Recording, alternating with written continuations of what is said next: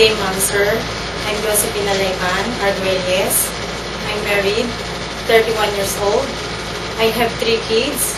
One is 9 years old, then 8 years old, then I have 1 year old. Okay, are you a high school level or a College level, ma'am. What course did you take? Business administration, So major for- in banking and finance. Okay, so for how many years have you been working or studying, I mean? Only 1 year, ma'am. Okay. And then before, what is your working experience? My work experience is a sales clerk for 1 year. Then I have experience also in a housemaid. They have 4 members. They have 2 kids. The one is 2 years old, then the other one is new birthday. Okay, so how many maids were there? Only me, ma'am. Okay, and then how many bedrooms your employer has? 2. How many bathroom or the toilets? 1, ma'am.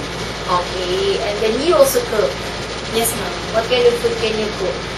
Only Filipino dish, ma'am. Like what? Adobo, sinigang, Filipino dishes, ma'am. Okay, so like for example, if I will give you a menu or a